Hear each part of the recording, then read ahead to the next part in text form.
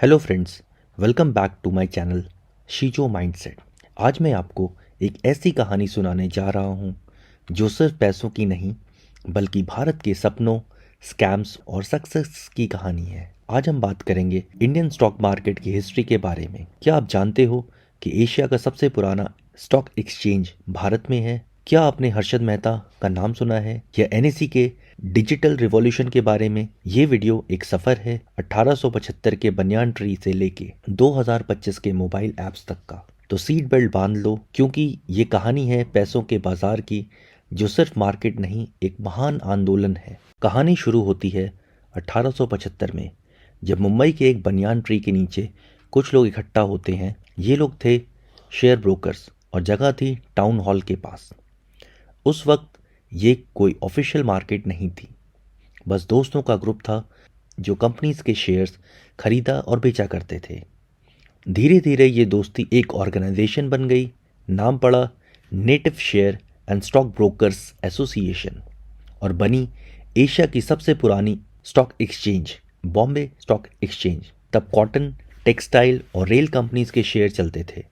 सब कुछ मैनुअल था, chalk boards, paper slips, face to face deals. 1900 के आते आते ब्रिटिश ईस्ट इंडिया कंपनी और दूसरी कॉलोनियल कंपनीज के शेयर्स भी ट्रेड होने लगे।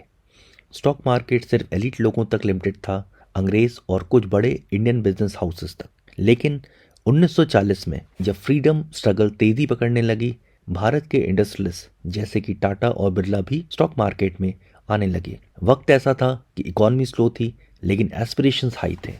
1947 इंडिया ने आज़ादी पाई, लेकिन स्टॉक मार्केट में ज़्यादा कुछ नहीं बदला। 1950 से 1980 तक इंडिया था लाइसेंस राज के कंट्रोल में।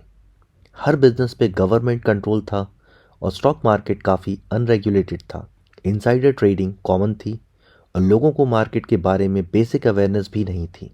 इस दौर में ब्रोकर्स और ऑपरेटर्स का ही राज चल रहा था। लेकिन इसी दौर में कुछ आइकॉनिक कंपनीज उठी, इन्फोसिस, विप्रो, एल&टी, जिन्होंने फ्यूचर को शेप दिया। स्लो स्टार्ट था लेकिन रूट्स स्ट्रॉन्ग हो रहे थे। 1990 आया और इंडिया ने किया लिबरलाइजेशन का वेलकम, और उस दौर का सुपरस्टार था हर्षद मेहता, एक गुजराती सेल्समैन जिसने बैंकिंग लूप होल्स का यूज़ करते हुए स्टॉक मार्केट को मैनिपुलेट किया।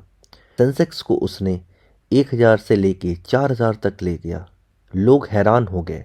लोगों ने सोचा ये तो फाइनेंशियल जीनियस है।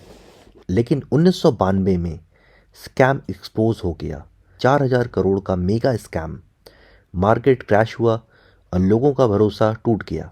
पर इसी इंसिडेंट ने खोला ट्रांसपेरेंट और सेफ इन्वेस्टिंग का फ्यूचर का रास्ता। स्कैम के बाद ज़रूरत थी एक नए सिस्टम की, और तब हुआ एनएसई का जन्म। 1992 में बनी नेशनल स्टॉक एक्सचेंज, जो लेकर आई पेपरलेस और डिजिटल ट्रेडिंग। सब कुछ ऑनलाइन होने लगा। No more paper slips, no more broker dependency. यही था स्टॉक मार्केट का असली टेक रिवॉल्यूशन। अब एक स्टूडेंट भी स्टॉक मार्केट में इन्वेस्ट कर सकता था।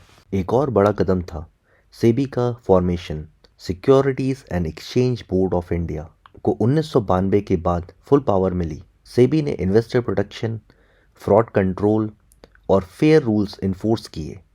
आज सेबी है मार्केट का वॉचडॉग जो ट्रस्ट बनाए रखता है। 2008 में दुनिया का फाइनेंशियल सिस्टम तबाह हो गया।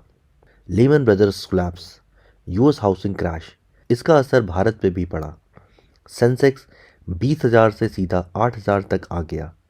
लेकिन लोगों ने एक बड़ा लेसन सीखा, long term patience beats panic. Bharat ने धीरे धीरे बाउंस बैक किया।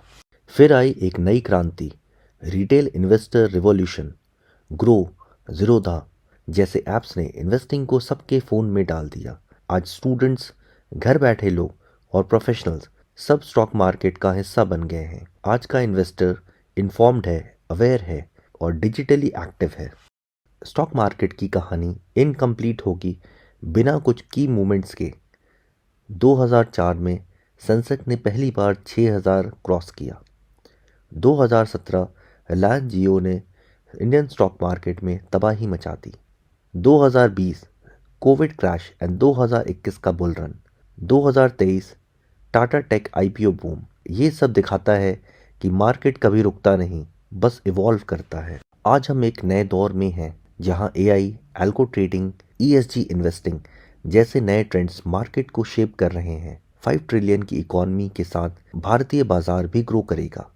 तो दोस्तों, ये सिर्फ एक कहानी नहीं थी, ये एक इनविटेशन था अपना फाइनेंशियल फ्यूचर समझने का। अगर आपको ये कहानी पसंद आई हो तो लाइक करो, कमेंट में लिखो कि आपको सबसे इंटरेस्टिंग क्या लगा। सब्सक्राइब करो शीजो माइंडसेट को और बेल आइकन दबाना मत भूलना। मिलते हैं अगले एपिसोड में। Till then, stay safe and invest smart.